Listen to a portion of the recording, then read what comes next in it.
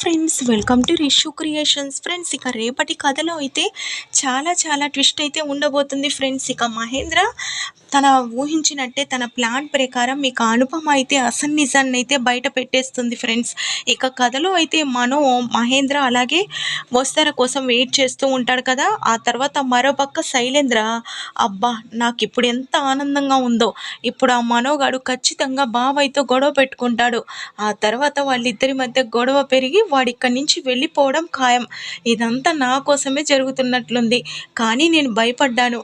అయితే ఆ మనోగాడికి ఈ విషయం తెలియదన్నమాట అని చెప్పి ఇక అదే విషయాన్ని దేవయానికి అయితే చెప్తాడు. ఇక దేవయాని కూడా హ్యాపీగా ఫీల్ అవుతూ ఉంటుంది. ఇక మహేంద్ర వచ్చిన వెంటనే ఏంటి సార్ ఇదంతా అని అంటాడు.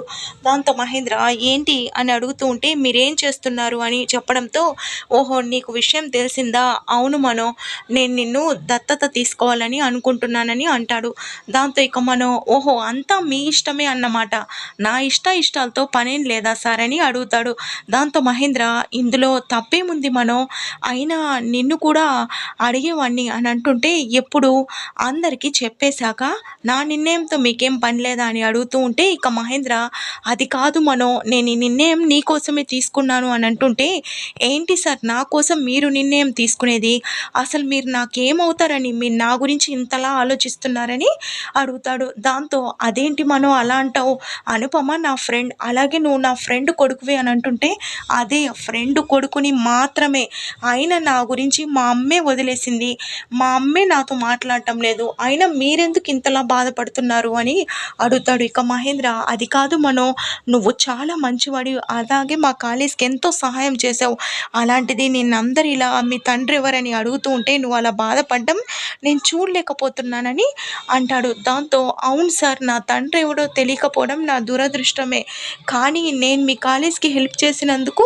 మీరు ఈ విధంగా హెల్ప్ చేయాలా, మీరు చేస్తున్నది నాకు హెల్ప్ కాదు సార్, ఇంకా అందరి చేత నన్ను నాన్న మాటలు అనిపిస్తున్నారని అంటాడు. ఇక మహేంద్ర ఏమంటున్నావు అని అంటుంటే, అవును మీరు నన్ను నానా మాటలు అనిపిస్తున్నారు, ఇదంతా మేము ప్లాన్ ప్రకారం చేస్తున్నట్లు అందరూ అనుకుంటున్నారు సార్, అయినా నాకు మీరేం దత్తత తీసుకోవాల్సిన అవసరం లేదు, నాకు అసలు ఇవన్నీ అవసరం లేదు, నేను వెళ్ళిపోతాను అని అంటుంటే, ఇక మహేంద్ర అది కాదు నేను చెప్పేది విను అని అంటుండటప్పుడు, మీరేంటి నాకు చెప్పేది, అసలు మీరు నాకేమవుతారని అని చెప్పి గట్టిగా మాట్లాడతాడు.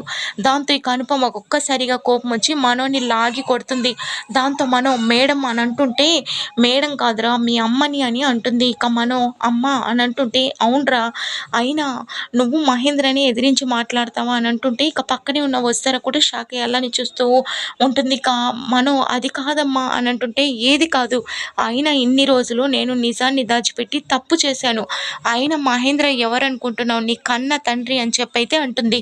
దాంతో ఇక ఒక్కసారిగా షాక్ అయ్యి ఏంటమ్మా నువ్వు చెప్పేది అని అంటుంటే, అవునరా మహేంద్రని నీ కన్న తండ్రి అని అంటాడు. ఇక మహేంద్ర వస్తారా కూడా ఏంటనుపమ్మా నువ్వు చెప్పేది అని అంటుంటే, అవును మహేంద్ర, ఏ నిజమైతే బయట పెట్టకూడదు అనుకున్నానో ఈరోజు నీతో మాట్లాడడం చూసి నేను బయట పెడుతున్నాను, ఎవరో కాదు నీ కొడుకే, అసలుకి జగతికి ఆ రోజు హాస్పిటల్లో అడ్మిట్ చేసిన తర్వాత తనకైతే ట్విన్స్ పుట్టారు.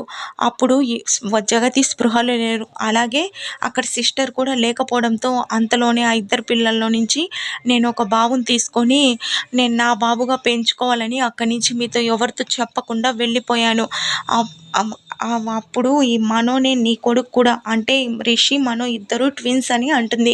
ఇక మహేంద్ర, ఏంటి అనుపమ నాకంతా కన్ఫ్యూజ్గా ఉంది అని అంటుంటే, అవును మహేంద్ర, నేను నిజం చెప్తున్నాను, నేను మీ ఇద్దరి జ్ఞాపకంగా ఇక పెంచుకోవాలని ఒక బాబునైతే తీసుకొని వెళ్ళాను, ఆ బాబు ఎవరో కాదు మనోనే అని చెప్పి అంటుంది.